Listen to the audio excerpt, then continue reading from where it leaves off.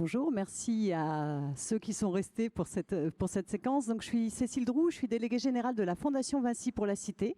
C'est la fondation d'entreprise du groupe Vinci et qui existe depuis 2002, donc qui va bientôt fêter ses 25 ans et qui a une double mission, soutenir des projets associatifs qui agissent en faveur de l'insertion sociale et professionnelle et favoriser l'engagement citoyen des collaborateurs du groupe Vinci.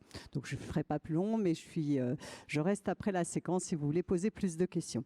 Aujourd'hui, j'ai le plaisir d'animer cette séquence quand l'énergie fait avancer l'inclusion professionnelle.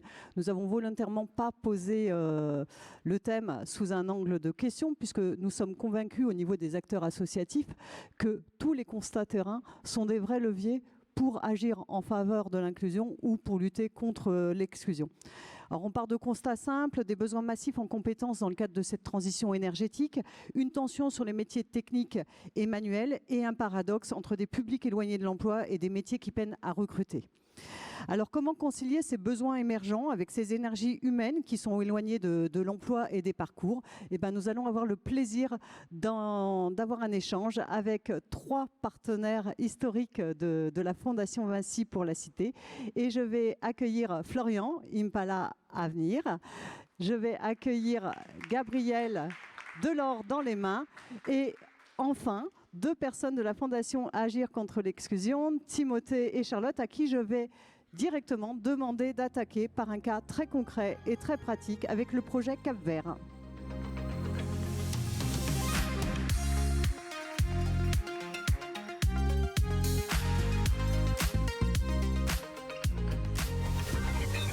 Bonjour à toutes et tous, ravi d'être ici. On est ravis aussi de ce partenariat avec la Fondation Vinci. Donc, je suis Timothée Delacôte, délégué général de la Fondation Agir contre l'exclusion. Et donc, en quelques mots, vous présenter les activités de la Fondation avant que Charlotte vous parle de notre programme phare qui va prouver justement qu'on peut mêler transition et inclusion. C'est ce qu'on fait chez FAS. Notre objet social, c'est de mobiliser les entreprises et ce qu'elles peuvent apporter au service de l'inclusion et de la lutte contre l'exclusion.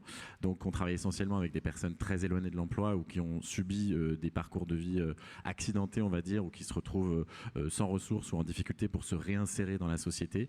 Donc on travaille sur les questions de handicap, on travaille sur les personnes qui ont été victimes de violences conjugales, on travaille aussi avec les personnes réfugiées, globalement toutes celles et ceux qui ne présentent pas les caractéristiques les plus évidentes pour s'insérer dans la société et sur le marché du travail.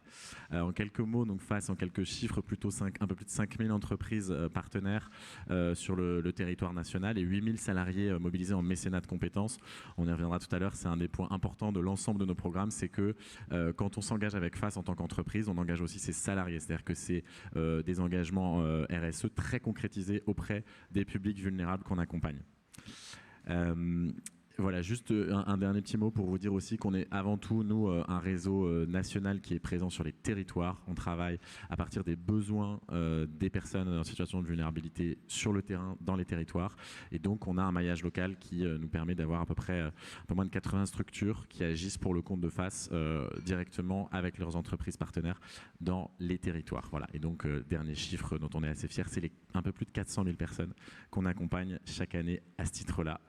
Et voilà quelques chiffres aussi sur les résultats de FAS, notamment les taux d'insertion, donc un peu plus de 70% de taux d'insertion.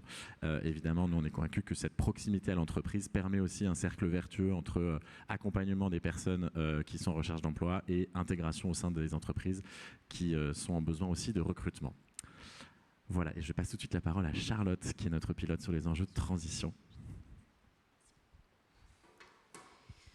Oui, bonjour à toutes et tous. Donc aujourd'hui, effectivement, je vais vous présenter un des projets d'insertion professionnelle et d'orientation de la Fondation FAS qui s'inscrit dans le cadre de notre feuille de route transition écologique solidaire. Qu'est-ce que ça veut dire développer cette stratégie au sein de notre réseau d'associations? Eh bien, c'est de complètement, ou en tout cas vraiment changer le paradigme d'accompagnement historique de nos associations, tout en gardant quand même l'ADN historique d'accompagnement des publics sur l'éducation, l'emploi, mais en y intégrant véritablement la thématique d'adaptation aux effets du dérèglement climatique pour qu'on accompagne en plus les personnes à tirer opportunité de l'adaptation des règlements climatiques, notamment aux opportunités professionnelles. et les accompagner également dans l'adaptation de leur cadre de vie, puisqu'on intervient aussi plus largement, avant que je passe sur le projet Cap-Vert, sur des projets de médiation et d'accès au droit, puisque Timothée l'a parcouru rapidement, mais nos enjeux d'accompagnement sont l'éducation choisie, l'insertion professionnelle et la médiation. Et aujourd'hui, notre enjeu avec la transition écologique solidaire, c'est d'orienter ces thématiques historiques d'accompagnement de nos associations vers l'enjeu d'adaptation au dérèglement climatique. Et aujourd'hui, on voulait particulièrement vous parler du projet Cap-Vert, qui est un projet d'accompagnement des jeunes vers les métiers de la transition écologique solidaire. Et pourquoi on a voulu développer en priorité ce projet au sein de notre réseau, puisqu'on partage avec un certain nombre d'autres acteurs associatifs plusieurs constats que vous voyez affichés à l'écran. C'est qu'il y a, comme le mentionnait Cécile, un très très fort enjeu d'ici 2030 et plus généralement dans les années à venir, à former massivement sur des métiers aujourd'hui très fortement en tension pour s'adapter aux effets du dérèglement climatique sur toute une série de secteurs, que ce soit le bâtiment, la mobilité, l'économie circulaire, l'énergie ou la biodiversité.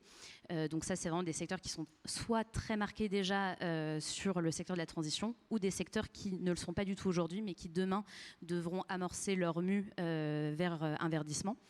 Donc on a à la fois cet enjeu, effectivement, et là vous voyez ce chiffre de 2,8 millions de personnes qui, pour répondre aux besoins d'emploi de demain de la transition, devront être formées sur les nouveaux métiers.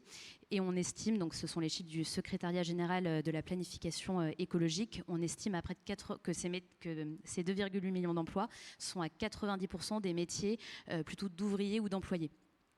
Face à ce chiffre, aujourd'hui, on en a un autre, qui est celui du nombre de jeunes qui sont aujourd'hui sans emploi, sans formation ni scolarisés, qu'on appelle aussi les jeunes NEET, qu'on estime aujourd'hui à près d'1,4 million. Donc on voit aujourd'hui qu'il y a ce gap entre ce grand besoin de formation et ce grand nombre de jeunes qui aujourd'hui sont en manque de perspectives professionnelles. Et le projet Cap-Vert, tel qu'on l'a construit en coalition avec d'autres acteurs, c'est justement de répondre à ce défi de la formation et de l'orientation des jeunes vers les métiers de demain.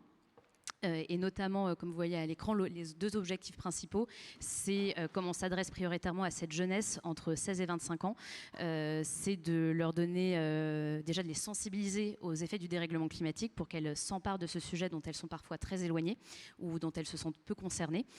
Donc ça, c'est le premier point. Le deuxième, c'est de leur montrer, d'éviter les effets d'éco-anxiété et de leur montrer qu'elles sont encore, que les jeunes sont encore maîtres de leur destin, et notamment via leur engagement professionnels, mais aussi citoyens, j'y reviendrai après.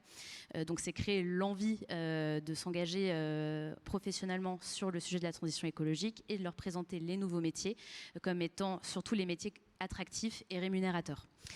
Vous voyez aussi là sur la slide les publics cibles qu'on vise, qui sont, comme je disais, les jeunes NEET de 16 à 25 ans, mais aussi plus largement les lycéens en lycée technique et ceux orientés vers nos structures, nos clubs, par les structures d'insertion ou d'accueil des jeunes.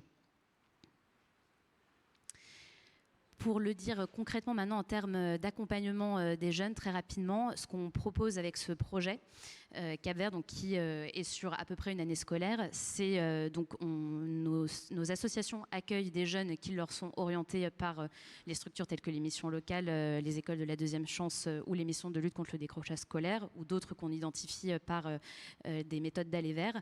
L'idée, c'est ensuite d'accompagner ces jeunes au sein de nos associations, de nos clubs FACE, avec des temps d'accompagnement collectif et des temps d'accompagnement individuel. Donc dans les temps d'accompagnement collectif, vous avez d'abord une importante phase d'acculturation dont je parlais à l'instant, donc vraiment tout l'enjeu de sensibilisation des jeunes avant d'aller directement attaquer le sujet par le biais de l'emploi. C'est vraiment d'abord aborder la question du dérèglement climatique, aussi de leur dire qu'ils seront les premiers et principalement touchés, notamment les jeunes issus des quartiers populaires, puisque les rapports le disent très bien aujourd'hui, ce sont les personnes les plus vulnérables qui sont malheureusement les moins à l'origine du dérèglement climatique, mais qui sont aujourd'hui les plus impactés, notamment de par les zones géographiques qu'ils habitent ou les logements aussi qu'ils habitent.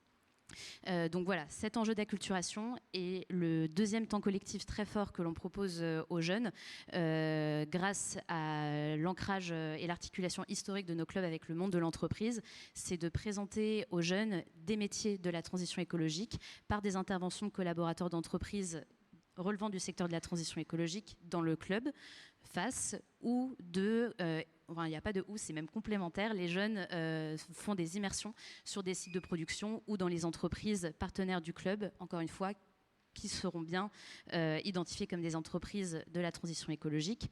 Et toute cette cartographie des entreprises de la transition écologique, aujourd'hui, on va réussir à le faire puisqu'on s'est outillé depuis plusieurs mois avec l'accompagnement d'un de nos partenaires, un cabinet de conseil qui nous a aidé à cartographier une centaine de métiers répartis sur 8 secteurs. Donc ce sont les métiers qu'on a qualifiés comme étant prioritaires à présenter aux jeunes qu'on accompagne, parce que ce sont les métiers avec le plus grand potentiel de recrutement par an et avec, avec du sens, avec un fort impact sur l'adaptation des règlements climatiques. Donc ça, c'est une cartographie qu'on met à la disposition de nos clubs et qui ont été traduites en fiches métiers pour présenter concrètement aux jeunes ces métiers. Et ensuite, ces métiers, pour certains d'entre eux, seront incarnés par des visites terrain ou des interventions de collaborateurs d'entreprise.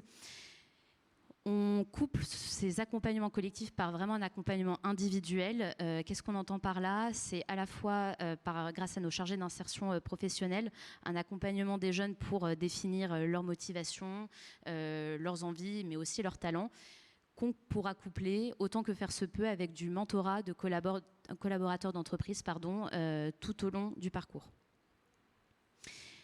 Donc là, sur cette slide, vous voyez juste ce que je viens de vous partager, notamment sur les outils qu'on utilise dans le cadre de cet accompagnement, qui sont des nouveaux outils qu'on a mis en place depuis plusieurs mois. Donc vraiment tout le corpus pédagogique d'acculturation des jeunes qu'on a co-construit avec notre partenaire Make Sense, et la cartographie des métiers avec notre partenaire Yele Consulting.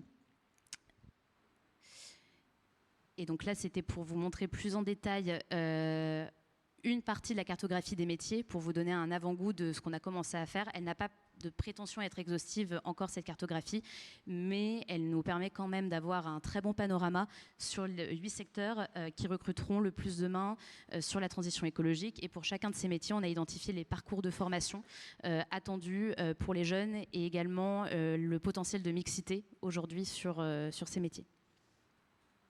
Donc là, vous voyez quelques illustrations des fiches métiers qu'on a réalisées sur la base de cette cartographie.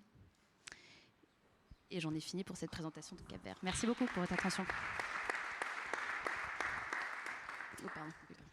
Je donne le micro. Ah oui. Merci beaucoup Charlotte et bravo pour avoir réussi à tenir le timing sur un projet aussi complexe et qui a été étudié. Donc on vous donne un aperçu, bien évidemment. Les équipes de FAS sont à votre disposition si vous voulez aller plus loin, et elles vont communiquer assez régulièrement, que ce soit en région parisienne ou en région, sur ce programme que je vous invite vraiment à découvrir, notamment pour ceux qui ont des enfants, mais pour tous ceux qui veulent s'emparer de ce sujet d'inclusion professionnelle et de devancer ces pronostics et ces besoins qui vont arriver. Alors Florian, je vais te laisser un petit peu la parole, je vais te passer le petit zip, je crois. Hop. Merci beaucoup. Hop.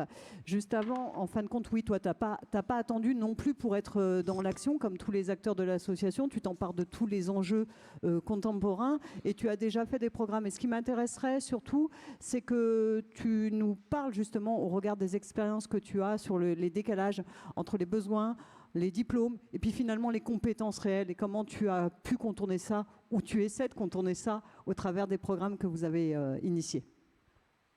Donc bonjour à vous tous, Florian Dubois donc pour Impala Avenir. Alors je suis désolé, il n'y a qu'une partie de l'image parce que ce qui est en blanc, il y avait des chiffres, mais c'est pas grave, vous les aurez pas. L'idée d'Impala, c'est quoi? C'est l'autonomisation des plus démunis, et pour nous l'autonomisation ça passe par le travail. Et alors je vais prendre un exemple extrêmement concret, puisqu'on a beaucoup parlé lors de la dernière séquence des bailleurs sociaux et des problématiques de renouvellement urbain qui sont bien évidemment au cœur des sujets de la transition énergétique. Je rappelle 2 chiffres, le renouvellement urbain, donc c'est le renouvellement des quartiers, ce qu'on appelle les quartiers prioritaires de la ville, c'est 15 milliards d'euros en France. dans le cadre du deuxième NPNRU. La transition énergétique, c'est à peu près 7 milliards. Et donc, c'est des gros enjeux, parce que quand on dit 15 milliards, ça fait 50 milliards, puisque c'est les fonds propres. Et ensuite, derrière, on va chercher de la dette pour rénover les logements de 5 millions de Français, 8% de la population qui vit dans ces quartiers. À côté de ça, les quartiers, pour le faire très rapide, c'est... quand on a 7,9% de chômage en France, c'est 30 à 40% de chômage chez les jeunes. Dans ce qu'on appelle les QPV.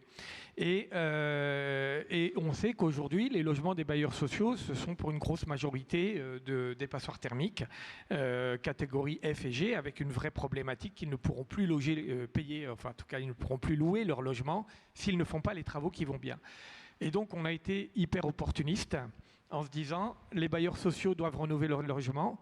Il y a une vraie problématique de sous-emploi de la part des jeunes qui sont en situation de déscolarisation, qui n'ont pas d'expérience, qui n'ont pas d'acteurs locaux pour les orienter directement en cœur de quartier. Donc notre approche a été de dire on va monter des partenariats avec donc, ces fameux bailleurs sociaux. C'est à peu près 45 partenariats sur 45 territoires en France aujourd'hui. Le seul chiffre que vous aurez, c'est qu'en 3 ans, on a accompagné 900 personnes.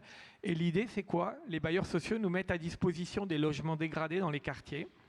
Et on propose aux jeunes qui vivent alentour, on propose aux jeunes, ben voilà, la carte elle est plus éloquente, hein, vous l'avez là sur les 45 sites. Donc on propose aux jeunes de venir apprendre les métiers de l'électricité, de la peinture, enveloppe intérieure de bâtiments, etc. et de la plomberie.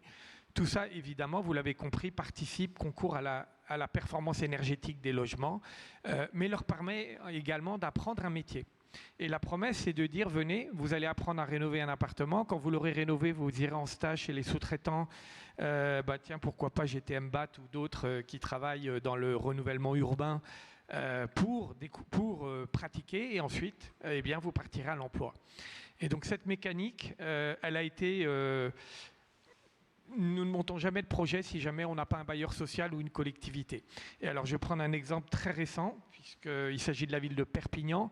Perpignan, on est contacté par l'agglo et le bailleur social. Quartier Saint-Jacques, au cœur de Perpignan. Le décrochage scolaire donc, dans Saint-Jacques ne commence pas au collège, il commence à l'école. C'est-à-dire entre le CM1, CM2, les jeunes commencent à décrocher. Et donc, sollicitation de la part de l'agglo en disant « Ok, on voudrait mettre en place les geeks du bâtiment sur notre territoire ». On a essayé de mobiliser tous les acteurs des Pyrénées-Orientales, tous les acteurs sur Perpignan. La Fondation FACE a été mise à contribution pour essayer de trouver des entreprises dans le métier du bâtiment qui interviennent. La Fondation Vinci nous a accompagnés dans la construction de cette action-là parce qu'elle est très lourde. On construit un plateau pédagogique en cœur de quartier pour des groupes de 12 à 14 candidats. Mais le résultat, c'est qu'in fine, sur les 900 candidats qu'on a accompagnés jusqu'alors, avec 1 à 2 sessions par an, on a 80% de sorties positives. Ils découvrent les métiers, ils apprennent les codes de l'entreprise, ils apprennent le savoir-être qui va avec. Et derrière, les entreprises ont des besoins importants de main-d'œuvre, ce qui les amène évidemment ensuite à recruter. Et je vais me permettre de parler d'un dernier sujet. Qui est là directement lié aux problématiques. On parle de transition énergétique, mais les métiers de l'électricité sont des métiers en complète mutation. Exemple extrêmement basique, pour demain disposer d'un parc de voitures qui soit totalement électrifié en France, il faut 10 millions de bornes IRVE, installation de recharge de véhicules électriques à installer sur le territoire. Je crois qu'on doit être à peu près dans les 3-4 millions de bornes installées à ce jour. Donc il y a un potentiel très important. Et en fait, aujourd'hui, si vous avez envie d'aller à titre personnel vers le métier de l'installation des bornes IRVE, vous devez être un électricien. Donc d'abord, vous faites un CAP d'électricien et une fois que vous êtes électricien, vous allez mettre en place une passerelle, en tout cas vous allez suivre une formation pour avoir les habilitations, on appelle ça P1, P2, P3, qui vous permettent d'installer des bornes. Par contre, si jamais vous n'avez aucune compétence en électricité et que vous avez envie d'aller vers ces métiers d'avenir comme l'IRVE, eh bien, il n'existe rien en France. C'est-à-dire que les passerelles, le bypass, sans passer par la case électricien, eh bien, pour aller vers l'IRVE n'existe pas. Sauf que si vous êtes en reconversion, vous avez travaillé dans le secteur d'activité, bénéficiaire du RSA ou jeune et que vous ne vous projetez absolument pas sur une formation d'1 an d'électricien, eh bien, ce sont des secteurs d'activité qui vous sont fermés. Et donc, en fait, on a mis en place une formation, je vais appeler ça un bypass, une formation très basique dans le cadre des plombiers du numérique, où on va apprendre à des candidats, sur une partie d'un titre professionnel, toutes les bases nécessaires à la maîtrise, évidemment les sujets liés à la compréhension de l'électricité, de la mathématique, évidemment toutes les problématiques de sécurité, et toutes les habilitations qui permettent à des candidats, en 450 heures, ce qui fait 3 mois, d'aller vers ce métier d'installateur de bornes IRVE. Mais fondamentalement, on forme des électriciens, et donc plutôt que de dépouiller une filière qui est une filière en tension, qui est celle de l'électricité, notre approche est de dire réfléchissons à la façon dont on est capable de reconstruire la formation professionnelle pour faire en sorte que demain, ces nouveaux métiers puissent bénéficier à des publics éloignés de l'emploi plutôt que de ne les réserver qu'à ceux qui sont déjà en emploi. Et je vous remercie.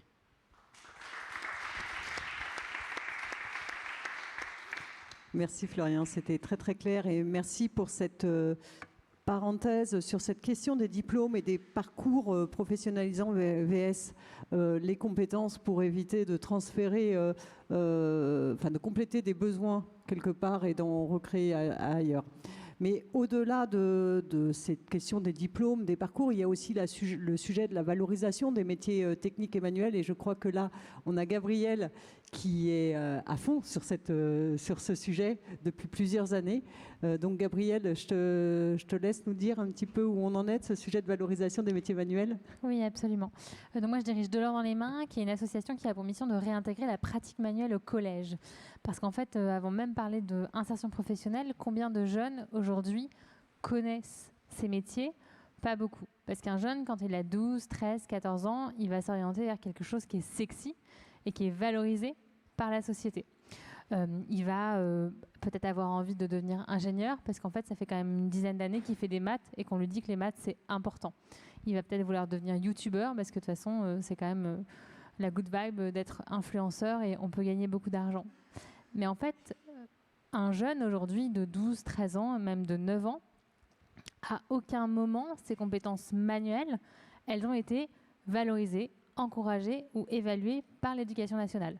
Donc c'est quand même compliqué de dire à un jeune de 12-13 ans « deviens électricien, deviens ébéniste, c'est un métier trop stylé », alors qu'à aucun moment on l'a confronté au plaisir de faire des choses avec les mains, à la main, de se confronter au plaisir de la matière, de la résistance du matériau. Et aujourd'hui, c'est un peu ça le drame de notre système scolaire en France, c'est qu'en fait, c'est un système qui repose beaucoup sur le théorique, beaucoup sur l'abstraction, qui ne correspond pas à des millions de jeunes. Donc en fait, on laisse sur le bord du chemin des millions de jeunes qui pourraient mieux s'intégrer au système scolaire s'il y avait d'autres façons d'apprendre. Et si on dézoome un petit peu et qu'on regarde ce qui se passe à l'étranger, on a quand même 2/3 des pays européens qui ont réintégré ou fait perdurer ce qu'on appelle les enseignements manuels et techniques. En France, on en avait jusque dans les années 80, mais dans les années 80, on a décidé que de toute façon, on pouvait tout délocaliser. C'était pas grave, c'était pas très joli de voir des industries sur notre territoire. Donc en fait, on n'avait plus forcément besoin de former les jeunes à ça. Et donc c'est là que ce qu'on appelait l'enseignement manuel et technique a été remplacé par la technologie. Et aujourd'hui, la technologie, c'est quand même beaucoup de la programmation, de l'éducation au numérique et assez peu de choses que l'on fait avec ses mains. Et en Europe, si on va un peu plus loin, donc on a 2/3 des pays européens qui ont maintenu ça. Et si on regarde par exemple le classement PISA, est-ce que quelqu'un sait quel est le premier pays européen du classement PISA?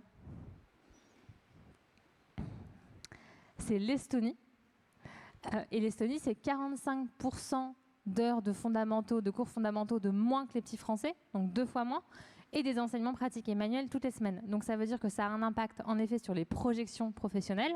Donc en fait, depuis la petite école maternelle, en fait, explorer sa sensibilité, faire des choses avec ses mains, construire, déconstruire, se tromper, recommencer, c'est valoriser et ça allait jusqu'au lycée. Et surtout, en fait, au-delà même de l'orientation, ça a des conséquences sur l'accrochage scolaire, sur le bien-être éducatif et sur la réussite éducative globalement. Et donc, il y a l'Estonie, il y a la Finlande, la Norvège, la Suisse, la Belgique depuis 2020. Donc, il y a quand même un mouvement qui est en train de s'opérer. Et donc, nous, notre job, c'est que ce mouvement arrive en France, dans un pays où quand même, la culture de l'abstraction et du théorique, elle est très ancrée et où, même quand on parle d'égalité des chances, en fait, on parle forcément d'ascension sociale et on parle forcément de faire des études supérieures. Et donc, comme le disait avec le projet Cap-Vert, on a quand même 2,8 millions de métiers qui, si demain on veut assurer la transition écologique, vont être à créer. Et dedans, c'est 80% de ces métiers sont des métiers manuels, dans la rénovation du bâti, dans la question de la souveraineté énergétique, dans l'agriculture et de la mobilité douce. Donc en fait, il faut vraiment accompagner ça. Et pour moi, ça commence très très tôt. Et donc nous, c'est ce qu'on essaye de faire à notre échelle chez De l'Or dans les mains, c'est-à-dire qu'on fait venir des artisans dans les classes sur le temps scolaire qui vont faire fabriquer un objet aux enfants en lien avec leur programme scolaire. Donc concrètement, je vais faire un nichoir en bois avec un menuisier à partir de mon programme de géométrie. Et là, tout à coup, ça me parle. Je comprends ce que je vois en maths. Donc ça me change le regard que j'ai sur l'école et le regard de mes enseignants change sur moi, notamment quand je ne suis pas forcément très à l'aise avec les codes académiques. Mais aussi chez des très bons élèves qui sont très bons en maths et à qui on a dit « t'es bon en maths, deviens ingénieur » et où finalement, devenir menuisier ou devenir agriculteur parce qu'on kiffe la chimie, c'est pas si mal. Voilà. Merci Gabrielle, on voit qu'il y a... Il y a tout un tas de sujets entre notre approche vis-à-vis des diplômes, les approches de parcours, les approches sur ces jeunes qui sont en décrochage scolaire et qui n'attendent qu'une chose, c'est d'être intégrés et qu'il faut prendre le projet bien en amont et changer tout un tas de choses. Mais il y a aussi d'autres acteurs et là, je vais m'adresser à toi, Timothée, notamment qu'est-ce qu'on pourrait faire pour aller plus loin et quel est le rôle que pourraient avoir les entreprises pour favoriser toutes ces belles actions très concrètes, très pertinentes et très innovantes au centre où elles se basent sur des constats de terrain. Comment les entreprises et d'autres acteurs pourraient aider ? Alors, nous, chez FAS, on a quelques convictions assez simples mais assez fortes sur le sujet. Le premier, c'est quand même que la transition écologique ne se fera pas ou ne se fera pas bien, et d'ailleurs elle ne se fait pas hyper bien si elle est excluante, si elle ne prend pas en compte les besoins réels des personnes dans les territoires. Ça, c'est quand même un élément assez fondamental. Le deuxième, c'est évidemment qu'elle représente une opportunité d'emploi. On l'a mentionné, là il y a le chiffre des 2,8 millions qui est sorti, mais même plus proche que ça, en 2030, c'est 500 000 emplois qui seront créés avec 80-90% d'entre eux sur des postes peu qualifiés. Donc avec une accessibilité potentielle assez forte. Et ça, on n'en parle jamais, et c'est dommage. Alors là-dedans, le rôle des entreprises, nous, il nous semble central. Le premier, c'est quand même, évidemment, et a fortiori sur les métiers en tension, la capacité d'intégration de nouvelles compétences. Quand je dis nouvelles compétences, c'est aussi accepter d'ouvrir ses chakras dans les politiques de recrutement, accepter de sortir de l'exercice du CV classique, accepter de regarder les compétences telles qu'elles sont et pas forcément ni le nom, ni l'adresse, ni tous les biais qu'on peut connaître dans les biais de recrutement. Nous, on porte beaucoup la question du testing, par exemple, chez FAS, qui ne fait pas encore consensus dans notre pays, on le regrette, mais on pense qu'il y a vraiment un creuset très important là-dessus. Il y a la question, évidemment, de la qualification des compétences. Les entreprises sont les premiers vecteurs de la formation. Et je ne parle pas que des CFA, je ne parle pas que... Les entreprises sont des moteurs hyper importants et on a besoin d'elles pour alimenter cette transformation à la préparation des nouvelles compétences. Et puis on en parle assez peu aussi, mais la question de l'immersion, elle est hyper importante. Et ça commence très tôt. On a évoqué le collège, voire encore avant. Nous, on remarque que donc nous, on accompagne les jeunes dès la 5e. C'est souvent là que s'opèrent malheureusement parfois les décrochages les plus forts. On voit qu'il y a une très grande différence dans la projection qu'eux-mêmes ont de leur parcours et de la confiance en soi qu'ils peuvent avoir entre ceux qui ont été accompagnés, qui ont pu aller voir concrètement la réalité de terrain d'une entreprise, aller matérialiser ce que c'est que de bosser dans un labo pharmaceutique, de bosser dans l'hydraulique, d'aller sur le terrain. Ça change vraiment leur perception, non seulement de ces métiers-là, mais aussi du coup de leur projection. Parce que, petit chiffre chez FAS, en moyenne, nous, quand on accompagne les jeunes sur l'orientation, sur toute une classe en quartier prioritaire de la politique de la ville, le maximum du nombre de métiers qui se représentent, c'est 10 en seconde. Ils ont 15 ans, à eux tous, sur 30, ils ont 10 métiers en tête. Donc il y a un enjeu énorme de lutter contre les autocensures, d'ouvrir aussi ce champ des possibles. Et là encore, c'est ce qu'on fait chez FAS aussi, l'entreprise, notamment les salariés qui s'engagent avec nous en mécénat de compétences, par le récit qu'ils feront de ces parcours possibles, de ces métiers possibles, du fait qu'on peut se former même quand on est en entreprise et qu'on peut aussi faire évoluer ses compétences, qu'on peut se construire un parcours un peu différent, y compris sur des appétences fortes, si on croit à la transition et si on a envie de trouver du sens, ça parle encore beaucoup plus aux jeunes dans ces métiers-là, mais on peut le faire aussi en entreprise. Et incarner ces discours-là, c'est aussi un des pouvoirs de l'entreprise, à la fois, je le disais, par l'immersion, mais aussi par le discours qu'elle peut porter, à la fois sur son objet social, mais même aussi plus largement sur l'impact qu'elle peut avoir sur la société. Alors, évidemment, on se pose la question de qu'est-ce qu'elles ont, elles, à y gagner. Alors, évidemment, il y a la question de l'emploi. On a beaucoup de secteurs très en tension, on l'a dit. Il y a un élément qui est important aussi, c'est la question de la marque employeur. Et ça parle aussi beaucoup au DRH.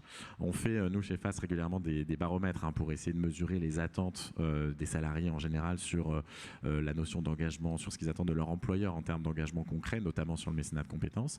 Et la dernière étude en date nous a montré que 76% des salariés privilégieront un employeur qui leur permet de s'engager sur le terrain qu'un employeur qui ne le fait pas. Ce chiffre, il montre à 83% pour les moins de 35 ans. Donc évidemment que c'est un avantage concurrentiel quand vous êtes capable de démontrer que vous faites des choses très concrètes pour l'inclusion au sens large et puis aussi dans vos propres équipes, que ce soit par vos pratiques de recrutement, par la diversité au sein de vos équipes et par les parcours ascendants que vous permettez aussi dans votre entreprise. Donc ça, c'est aussi quelque chose de très concret. Puis je terminerai par quand même l'enjeu hyper fort et auquel on est très attaché aussi chez FAS, je le disais tout à l'heure, c'est la question territoriale. Une entreprise qui décide de faire de l'emploi local inclusif autour des enjeux de transition, c'est une entreprise qui a tout compris parce qu'elle réalise vraiment cette promesse d'impact territorial à laquelle plein d'acteurs vont être très sensibles, les élus locaux, ses partenaires, les gens qui vont être amenés à lui donner des marchés, etc. Et pareil, on a une mesure d'impact qui nous démontre que ces entreprises-là, tendanciellement, ont tendance à être plus performantes que les autres. Donc c'est un vrai enjeu d'entreprise. Merci Timothée. Bon, je pense qu'autour de cette table ronde, nous nous connaissons depuis pas mal de temps et nous sommes alignés sur cette façon d'aborder les opportunités au profit des personnes les plus exclues et de jouer pour ces métiers de demain et d'aller vers une transition juste. Maintenant, dans les 2 ans, qu'est-ce qu'il faudrait vraiment faire? Parce qu'on parle de mécénat de compétences et je sais qu'avec Florian, on en parle. Avec Gabriel, finalement, on le fait, que ce soit en construisant des murs dans des collèges ou autres, au travers de ce mécénat de compétences. Mais au-delà de ça, on parle de métiers qui ne sont pas toujours séduisants. Et puis, vous êtes des associations.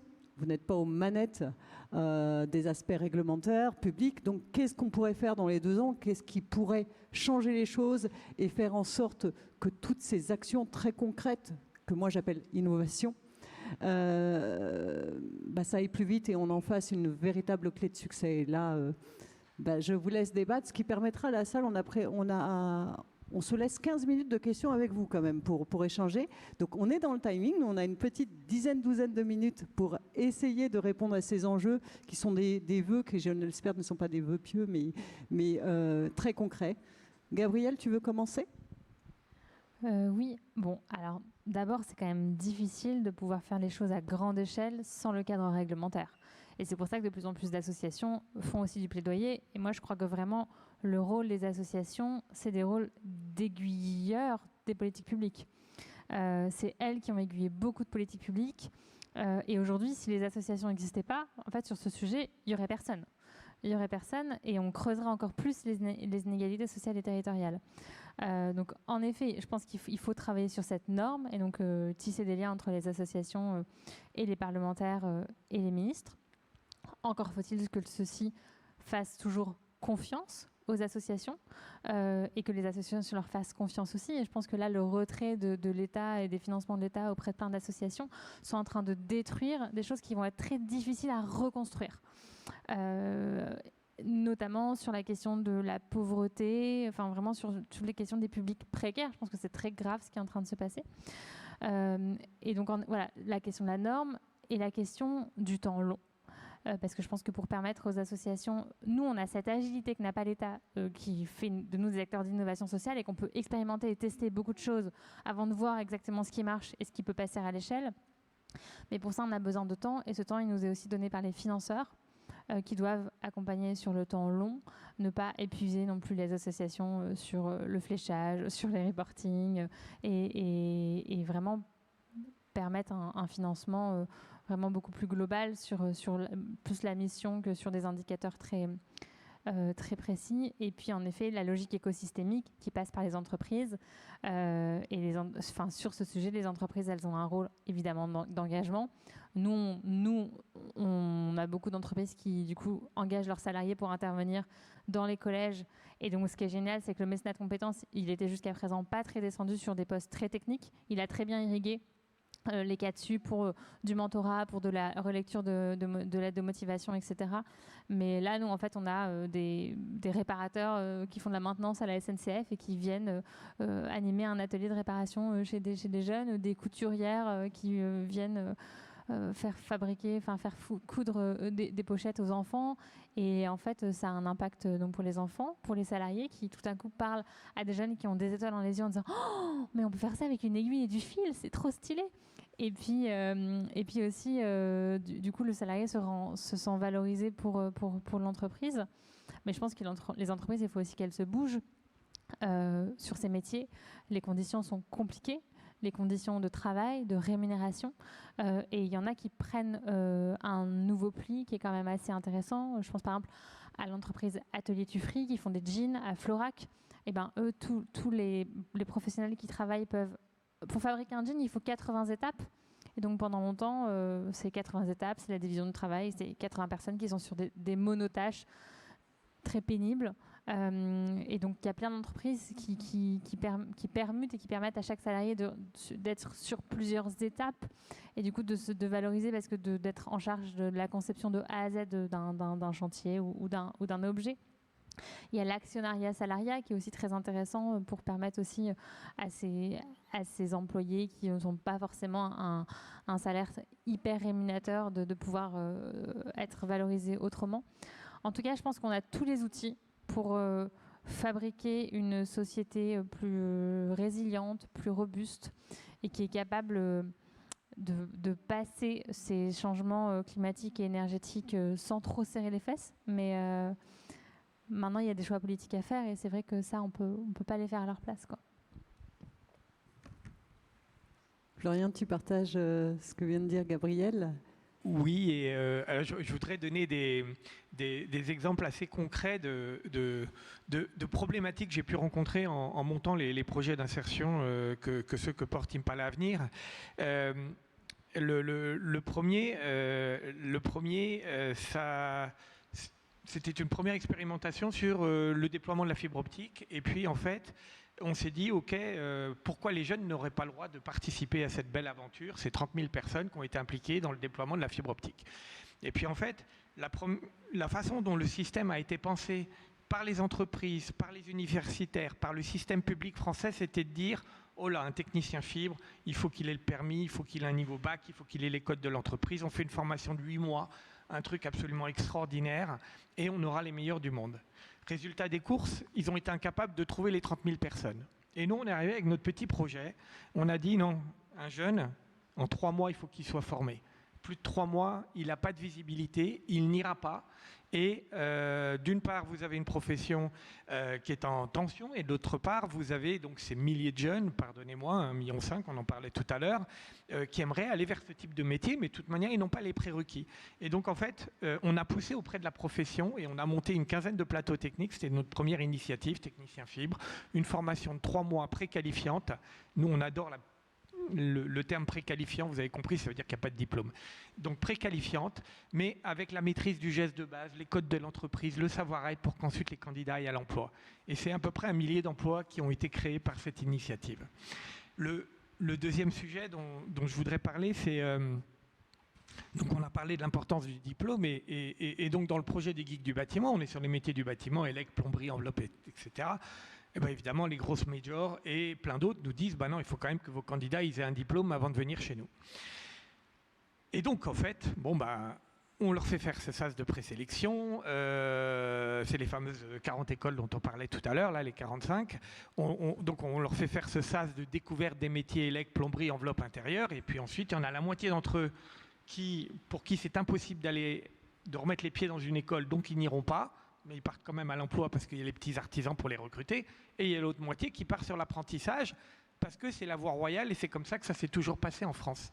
Et donc, dans les deux cas, enfin, en joignant les deux, on arrive bien à 80% de sorties positives, qui est ce que nous voulons faire. Mais on voit bien sur ce métier-là qu'il y a de la place pour les deux. Il y a de la place pour des gens qui n'ont pas un diplôme et ils apprendront le métier, pardonnez-moi, sur le tas chez les artisans, mais c'est quand même le gros des forces vives dans les métiers du bâtiment. Et puis il y en a qui vont réintégrer les dispositifs de droit commun. Et alors, la dernière expérience dont je voudrais juste parler, parce que je la trouve super drôle, par rapport à l'importance du diplôme. Suite à la fibre, on a monté des formations de techniciens data center. Parce que je connais très bien le monde du data center, que c'était un monde en pleine explosion. C'était quand même 109 milliards qui étaient annoncés par le président Macron l'année dernière autour de l'IA. Et en France, ça veut dire grosso modo construire des data centers et les opérer. Et puis en fait là-dedans, dans le data center, quand on regarde, combien de personnes ont un titre pro ou une formation liée au métier du data center? Eh ben, il n'y en a pas.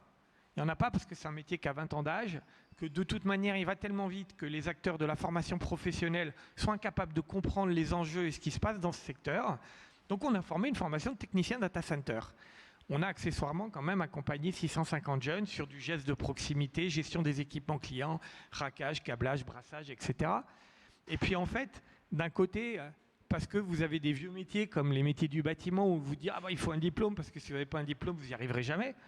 Et puis à côté de ça, il y a le monde du data center où on est reconnu par personne, sauf par tous les acteurs de la profession. Bon, bah, je préfère être reconnu par les acteurs de la profession que par l'État, désolé de le dire aussi crûment. Alors on leur fait passer les habilitations, on leur fait passer tout ce qui est nécessaire pour travailler, habilitation électrique, ça peut être du CACES, ça peut être de l'IPR, ça peut être plein de différentes habilitations, mais fondamentalement, ce qui compte, c'est la maîtrise du geste, c'est le fait de retrouver confiance en soi justement au travers de cette maîtrise du geste. Et on l'a découvert et on le constate en permanence. On ne va pas résoudre le problème de 1 500 000 jeunes. Par contre, quand vous commencez à bien maîtriser un geste, technique quel qu'il soit, eh bien vous reprenez confiance en vous. Et ça vous permet d'être une première marche dans la construction d'un projet professionnel. Florian, tu fais du teasing pour la séquence d'après qui est sur les énergies avec tous les enjeux de santé mentale qu'il y a derrière aussi tous ces jeunes qui sont en décrochage scolaire et malheureusement pas que ceux qui sont en décrochage scolaire. Timothée, je vais peut-être te pousser un petit peu sur un sujet parce que oui, d'accord, il y a le geste, les compétences et compagnie, puis on partage cette notion-là. La valorisation avec tout le travail que portent les associations dont de l'or dans les mains pour ouvrir et pas le réserver qu'à des personnes qui relèveraient, qui seraient casées dans la case potentiellement j'ai 70% de chance d'être décrocheur scolaire, mais d'ouvrir vraiment pour valoriser. Mais qu'est-ce qu'on dit à nos enfants? Moi, je ne sais pas comment les séduire en leur disant ah, bah, tu sais, les métiers d'avenir, ça va être dans le nucléaire et le data center. Donc, quelle serait la solution magique? Comment on change ça? Parce qu'on a parlé des politiques publiques. On a parlé des diplômes, on a parlé du réglementaire, mais il y a aussi toute l'approche des perceptions sur certains de ces métiers qui vont à l'encontre des fois des enjeux écologiques ou du moins qui sont perçus comme ça. Est-ce que, je suis désolée, c'est à toi que je pose la question. Je voudrais juste revenir sur un aspect qui est très important que tu viens d'évoquer sur la question de la reconnaissance de diplômes, des compétences, etc.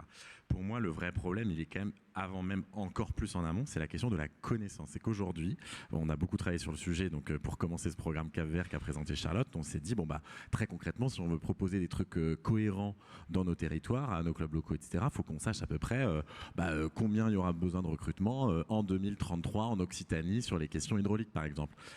Impossible aujourd'hui de trouver dans ce pays une cartographie à 10 ans ou plus sur les besoins de recrutement sur les métiers verts ou verdissants. C'est hallucinant. On est en 2026. Ni les acteurs publics, ni les acteurs de la formation, ni les acteurs de la reconnaissance de la qualification des compétences ne sont capables de cartographier les besoins. ni même les entreprises elles-mêmes. Et les entreprises le demandent. Nos réseaux d'entreprises nous le demandent. Donc le premier enjeu, c'est celui-là. Et donc là, je rejoins Gabriel, je pense qu'il y a un enjeu de lobbying très fort. Et là, en tant qu'association, on est peut-être un peu plus câblé que d'autres pour le faire. En tout cas, nous, on le fait chez FAS. Et le deuxième enjeu, c'est aussi, je pense, d'y aller en collectif. Je pense que l'État seul ne pourra pas le faire, les acteurs de la formation seuls ne pourront pas le faire. Et nous, acteurs associatifs, quelle que soit notre connaissance des enjeux, des besoins terrain, on sera aussi trop faible pour le faire. Donc je pense qu'il y a un enjeu à y aller en coalition. C'est ce qu'on a commencé à faire avec Cap-Vert et ça suscite quand même pas mal d'intérêt. Quand je dis coalition, c'est entreprises, acteurs publics, acteurs de la formation et aussi acteurs de la recherche. Je pense que c'est très important. On n'a pas trop cité ce mot-là dans cette table ronde, mais je pense que c'est aussi essentiel. On travaille avec eux et je pense que c'est dans ce sens-là qu'il faut continuer. Pour répondre à ta question, Cécile, je pense que, alors déjà, premièrement, il n'y a pas que les secteurs extractivistes, on va dire, ou pas forcément les plus vertueux qui créent de l'emploi. Ça, c'est important de le rappeler. Et deuxièmement, les jeunes, ils sont aussi très sensibles à des métiers qui sont durables dans tous les sens du terme et aussi qui sont locaux. Qui créent de la valeur locale. Quand on écoute les jeunes, c'est aussi beaucoup ce qui se dit. Nous, on a une expérience aussi assez en direct parce qu'on a certains programmes menés par FAS, notamment de lutte contre la précarité énergétique, où on fait intervenir beaucoup de services civiques. On a des centaines de jeunes en service civique. Ils parlent beaucoup de ça. C'est ça qui les intéresse. Et c'est vers ces métiers-là qu'ils veulent aller quand on leur parle de leur avenir, etc. Donc, évidemment, il y a une réalité économique à l'encontre de laquelle on ne va pas pouvoir aller, même si on porte aussi une voix, évidemment, en termes de lobbying. Mais je pense que la question du caractère endogène aussi, du développement qui est proposé, des métiers qui sont proposés, elle est aussi centrale pour donner envie aussi à nos jeunes d'aller vers ces métiers-là. Et puis, on n'a pas une vision figée de ces métiers. C'est-à-dire que nous, ce qu'on explique aussi à nos jeunes, c'est que justement pour lutter contre l'autocensure, c'est de dire que on peut avoir 15 métiers dans une vie, on peut se réinventer, on peut se former, on peut changer de secteur, on peut s'être planté, on peut ne plus avoir trouvé de sens dans un data center et le retrouver peut-être dans une réparation de vélo, ça arrive aussi, hein. Merci. Alors, l'exercice était 1 heure de séquence. On a souhaité laisser un jeu aux questions-réponses. C'est une thématique sur laquelle on pourrait passer la journée avec tout un tas d'acteurs. En tout cas, moi, je remercie les 3 acteurs qui étaient là pour vous avoir présenté l'ensemble de ces enjeux. Oui, nous pensons que la transition énergétique sera un vrai levier, mais comme nous pensons que tous les leviers sont à prendre en faveur d'insertion ou de lutte contre l'exclusion. Les associations ne pourront pas faire ça toutes seules. Elles ont un regard très terrain, très pragmatique et très méthodologique et très professionnel. Mais il faut le relais de tout un tas d'acteurs, que ce soit les pouvoirs publics et que ce soit les entreprises, et que tout le monde prenne sa part. Et qu'en tant que citoyen et en tant qu'individuel, chacun regarde aussi sa façon de percevoir les choses pour faire un petit bout du chemin. Je vais le faire à votre place parce que le secteur associatif, vous avez parlé des crises associatives. Fondation Vinci, on est mécène, donc on soutient, mais attention, avec beaucoup d'humilité, on ne participe qu'à une partie et on ne peut pas compenser cette crise. Il faut savoir qu'il y a encore un ensemble d'actions qui ne sont pas exploitées. Il y a encore tout un tas de petites entreprises qui ne vont pas financer. Il faut savoir qu'il y a aussi beaucoup des associations qui perçoivent la taxe d'apprentissage et que ça contribue. Donc il y a différentes façons pour les aider. Et le mécénat de compétences en fait partie. Donc je le dis pour vous parce qu'il y a une certaine humilité, mais c'est des vrais besoins parce que c'est le vrai début pour faire bouger les lignes de façon plus importante. Et je vous remercie tous les 3, mais c'est pas encore fini. Et Charlotte. Et c'est pas encore fini parce que j'espère que vous avez eu le temps de penser à quelques questions. Et je vous laisse la parole. Ce n'est pas forcément pour une question, mais d'abord, merci beaucoup pour cette présentation et surtout bravo pour ce que vous faites au quotidien, c'est formidable. C'était juste, je voulais rebondir sur l'évaluation des besoins en emploi dans la transition énergétique. Il y a des outils qui existent, en particulier l'Institut Négawatt développe un outil qui s'appelle ECLORE, E-C-L-O-R-E, qui a pour but justement de quantifier, notamment en particulier sur la rénovation énergétique, les besoins sur des territoires donnés. Voilà. Donc cette ressource peut exister ou peut être créée en tout cas. Merci beaucoup.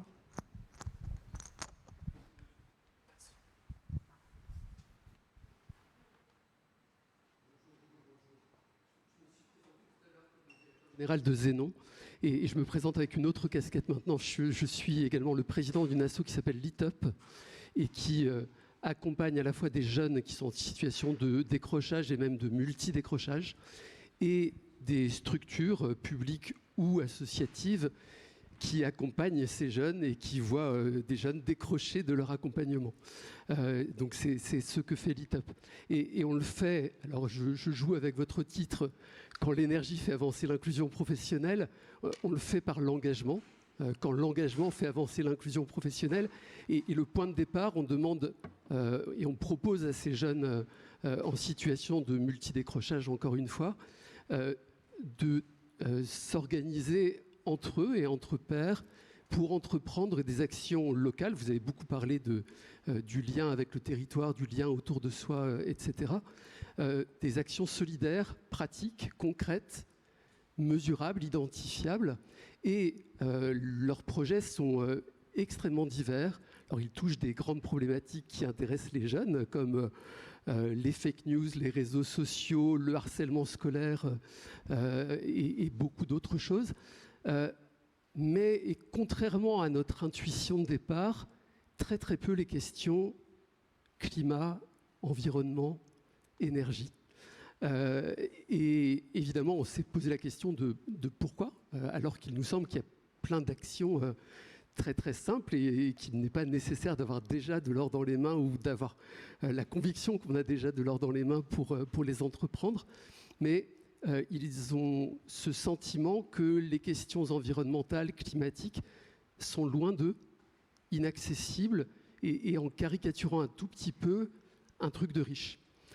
Et donc je suis très sensible, et merci beaucoup pour vos présentations, mais à la façon dont on peut amener ces jeunes, encore plus décrocheurs que d'autres, vers ces problématiques qui les concernent directement et aussi vers des chemins d'avenir qui les concernent directement. Merci. Et évidemment, ce n'était pas tout à fait une question, mais pardon. Oui, pour rebondir sur ce que vous venez d'évoquer, je pense qu'effectivement, arriver avec un discours intellectuel sur la transition climatique, les problèmes énergétiques, la couche d'ozone, etc., c'est pas ce qui va faire rêver les jeunes de 18 à 25 ans qui cherchent un emploi et un salaire à la fin du mois. Ça, je suis entièrement d'accord avec vous. Après, moi, ce que je constate, c'est que il y a des métiers liés à la transition énergétique, en tout cas qui font rêver les jeunes. Et alors, je reprends le sujet de l'IRVE et de l'électricité. Si vous montez un projet d'insertion en disant à un jeune, viens en 450 heures, on va te former, tu seras un électricien de base, tu vas connaître les concepts principaux, et puis ensuite tu iras vers l'électricité, vous aurez du mal à remplir la salle. Si vous allez vers lui en lui disant est-ce que ça t'intéresse de devenir installateur de bornes de recharge de véhicules électriques, avec l'enjeu qui va derrière autour de l'électrification du parc automobile, eh bien là, il y a un challenge qui les intéresse. Et on se rend compte de notre pouvoir d'attraction avec notre formation d'électricien, parce qu'on ne dit pas que c'est une formation d'électricien, on dit que c'est une formation d'installateur d'équipements connectés IRVE. Et donc, c'est peut-être de la sémantique, mais ça compte énormément. Alors, désolé, je parle du data center. Je sais que c'est toujours très polémique comme sujet, mais c'est un sujet que j'aime bien. Donc voilà, je vais en parler quand même. Le data center, qu'on aime ou qu'on n'aime pas, de toute manière, c'est une réalité. Si on ne veut pas de data center en France, de toute manière, ils seront demain en Belgique, en Hollande ou en Allemagne. Et il y a 11 millisecondes entre Paris et la Belgique. Donc, de toute manière, ça revient au même, c'est transparent. Donc, autant qu'ils soient chez nous. Et qu'on bénéficie de toutes les retombées qui y sont associées. Le data center, c'est une activité, mais qui fait incroyablement rêver les jeunes. Quand vous leur dites, demain tu vas gérer les serveurs de Google, de Facebook et de Deezer, c'est quelque chose qui leur parle. Et alors, effectivement, les enjeux autour du data center et de la transition énergétique sont énormes. Est-ce qu'effectivement, on réussit à récupérer la chaleur fatale pour alimenter un réseau d'eau chaude public, ou une piscine publique, et qu'est-ce qu'on est capable de faire comme action autour? Ça, c'est des enjeux importants, évidemment, que les décideurs doivent prendre. En tout cas, il y a une réalité là-dessus. Ouais, peut-être. Juste en complément, je ne suis pas forcément à l'aise avec cette opposition parce qu'on serait un jeune des quartiers, on serait moins sensible aux enjeux de transition. En nous, c'est pas l'expérience qu'on fait chez FAS. On intervient quasi exclusivement en quartier prioritaire de la politique de la ville. Et je pense que par rapport à d'autres programmes qu'on faudrait faire le comparatif, mais on voit pas beaucoup moins d'intérêt. Enfin, à l'inverse, j'ai envie de vous dire aussi, évidemment qu'être influenceur, voilà, les fait aussi rêver. Justement, tout notre boulot, c'est de déconstruire ces stéréotypes positifs ou négatifs sur un certain nombre de métiers. Et j'ai pas la sensation qu'on ait moins à le faire dans les quartiers prioritaires de la politique de la ville qu'en centre-ville sur ces sujets-là. Donc ça, c'est peut-être le premier enjeu un peu philosophique à déconstruire. Et la deuxième expérience qu'on fait, c'est que les questions de médiation sont centrales dans tous les cas, de toute façon, pour les jeunes. Et nous, on essaye d'avancer aussi sur ces questions-là pour leur faire se réapproprier leur cadre de vie.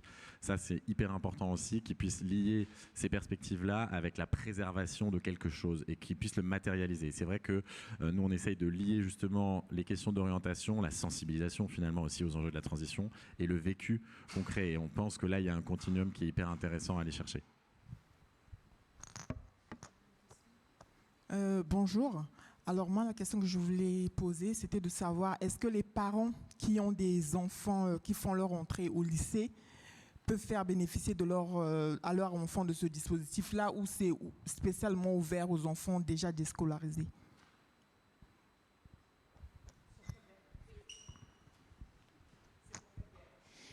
Oui, c'est ouvert même aux lycéens. En fait, aujourd'hui, la manière dont on fonctionne avec ce projet, c'est que nos associations créent des cohortes, des promotions de jeunes en fonction des jeunes qu'ils arrivent aussi à attirer vers le programme. Et les sources sont soit effectivement, comme je le disais, des jeunes qui sont orientés par des structures qui accueillent des jeunes plutôt en décrochage ou les jeunes, comme je disais, déscolarisés. Mais les clubs, nos clubs sont aussi en lien avec le milieu de l'éducation, avec des lycées, surtout les lycées techniques, moins les lycées en filière générale, pour proposer Cap-Vert aussi pour ces élèves. Donc ça reste ouvert à tous les jeunes de 16-25 ans, mais notre ADN fait qu'on va quand même plus aller vers les jeunes décrocheurs. D'accord, ok, merci.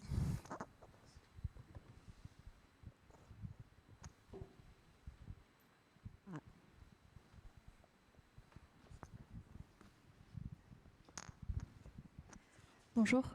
Je vais reprendre à mon compte une question qu'une amie avait posée à son directeur qui se lamentait de ne pas réussir à recruter des ouvriers. Est-ce que du coup ces métiers de la transition qui sont ultra importants pour la transition écologique, énergétique, vous en faites également la promotion pour des enfants de CSP+, dans des quartiers plutôt aisés? Je me dis que ça pourrait être un levier important pour rendre les métiers sexy et peut-être pour pouvoir améliorer les conditions de travail et les conditions de rémunération de ces métiers. Merci. Gabrielle, Il faut, en fait, si on veut changer le récit autour de ces métiers-là, il faut autant aller dans des collèges ultra favorisés parisiens que dans des publics fragiles. Parce que, et ça, c'est très dur à vendre auprès des mécènes qui ont tendance à vouloir qu'on aille que sur des publics fragiles. Mais donc il faut en fait pouvoir s'adresser aussi à des jeunes qui sont voués à faire Polytechnique et qui en fait peuvent trouver autant de sens et de reconnaissance sociale en choisissant un métier ouvrier. Après, quand on est parent, on veut le meilleur pour ses enfants. Et je pense que les parents qui choisissent de ne pas envoyer leurs enfants vers ces métiers-là, c'est parce qu'ils pensent que ça ne va pas leur donner les conditions favorables de vie. Je pense que les choses, elles sont en train de bouger et l'arrivée de l'IA est quand même en train de chambouler tout ça. C'est-à-dire qu'aujourd'hui, ce n'est pas parce que vous envoyez votre enfant faire 5 ans de droit ou une école de commerce pour être commercial chez Orange qui va très bien gagner sa vie. Ça, c'est quand même, je pense, une nouvelle idée qu'il va falloir complètement déconstruire. Si on regarde les graphiques qui montrent quels sont les métiers qui vont être détruits ou fragilisés par l'IA et ceux qui ne le sont pas, les métiers du soin et les métiers manuels sont préservés, ne le sont pas, et qui, je pense, du coup, vont prendre en valeur. Parce qu'en fait, on va avoir besoin de remettre du soin dans notre société. On va avoir besoin de refabriquer des objets qui durent. Parce qu'en fait, les ressources, elles ne vont plus être là. Donc, il va falloir apprendre à réparer, à prendre soin, à savoir bricoler soi-même, à pas jeter sa chaussette quand il y a un trou. Donc, en fait, je pense que de toute façon, on va être voué à revaloriser ces métiers, mais qu'il faut donner aux parents des clés pour qu'ils n'aient pas peur d'envoyer leurs enfants dans ces métiers. Et il faut aussi que les entreprises, elles prennent leurs responsabilités en donnant des conditions assez bonnes à ces métiers et ne pas les payer au lance-pierre. Mais bon, c'est vraiment tout le système. Enfin, je veux dire, si on prend les agriculteurs, en fait, ce sont quand même des choix politiques de dire comment est-ce qu'on fait en sorte que les agriculteurs vivent bien alors qu'ils sont en train de nourrir la population française et qu'en fait accepter qu'ils puissent vendre leurs produits à un produit juste et pas à bas coût parce qu'ils sont subventionnés par l'État. Donc je pense qu'on en revient toujours au public, à la décision de la cité et c'est pour ça que je pense qu'en effet collectivement aller porter ces causes et diffuser ces messages est super important et tout en s'appuyant je pense sur la recherche. Ça c'est vraiment de continuer, notamment dans un contexte où je trouve que la recherche scientifique est vraiment très fragilisée au profit de discours démagogiques, vraiment de s'appuyer là-dessus pour pouvoir permettre à ces jeunes de se projeter avec des propositions de salaire, de vie décente. Je rajoute peut-être juste un tout petit point, c'est la minute intersectionnelle, mais ce qui est le plus déterminant sur les conditions de travail et les salaires, c'est souvent le genre. D'où la raison pour laquelle nous on travaille beaucoup sur à la fois la féminisation d'un certain nombre de métiers techniques, mais aussi la masculinisation des métiers du soin, parce qu'on se rend compte aussi que les métiers les plus masculins sont aussi ceux qui sont les plus valorisés, avec le plus fort taux de revendication, les plus forts taux de syndicalisation, et donc une meilleure capacité aussi à les faire évoluer. Et donc je pense que cette question du genre dans ces métiers-là est aussi très importante. En tout cas, nous on a intégré cette approche-là aussi dans les programmes d'orientation. Et ça commence par faire de la broderie aux garçons qui se rendent compte qu'ils aiment vraiment ça et que les filles à la taille de Pierre, elles kiffent ça aussi. Je vous remercie. Je pense qu'on a tenu parfaitement le timing, ce qui n'était pas gagné, me connaissant, parce que ce n'est pas forcément mon point fort. Nous restons un petit peu après pour ceux et celles qui souhaitent poser des questions. Je vous encourage à assister à la séquence suivante.